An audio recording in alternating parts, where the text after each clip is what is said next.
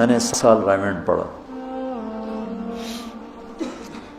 اللہ کی قسم ہمارے استادوں نے ایک دن کسی بریلوی کے خلاف، کسی شیعہ کے خلاف، کسی اہل حدیث کے خلاف ایک لفظ کا بھی نہیں. ایک لفظ. مزاج شریعت بھی چھپانا ہے، چھپانا ہے. اور پردہ دری نہیں، پردہ پوشی ہے.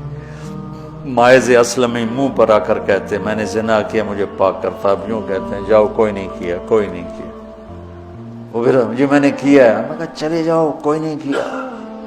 سبحان اللہ. اور ہم نیکوں میں غلطیاں تلاش کریں، صحیح بات میں سے الٹے سیدھے، جیسے یہ فیس بک والے کر رہے ہیں کہ کوئی جملہ ادھر سے ملا، کوئی ادھر. دیکھو دیکھو یہ طارق جمیل نے کیا کہہ دیا، دیکھو دیکھو یہ کیا کہہ دیا. یعنی انہیں شرم بھی نہیں آتی ایسا جھوٹ بولتے ہوئے اور ایسی مطلب ہیرا پھیری کرتے ہوئے، ایسا فراڈ کرتے ہوئے. اور پھر مجھے طارق جمیل کے بجائے طارق ذلیل لکھتے ہیں. تو میں شکر ادا کرتا ہوں، مجھے نہیں گالیاں دے رہے. کوئی طارق ذلیل ہے اس کو گالیاں دے رہا ہے. میرا نام تو طارق ذلیل نہیں ہے، میرا نام تو میرے پیو نے طارق جمیل رکھا ہے. جو میرے نبی کے ساتھ ہوتا تھا نا، قریش مکہ ان کو گالیاں نکالتے، مزمم نے یہ کیا، مزمم نے یہ کیا، محمد کا بگاڑ کے مزمم. صحابہ کو غصہ چڑھتا تو آپ ان کو ٹھنڈا کرنے کے لیے فرماتے ارے بھائی دیکھتے نہیں ہو وہ مزمم کو گالیاں دے رہے ہیں، مجھے تو نہیں دے رہے.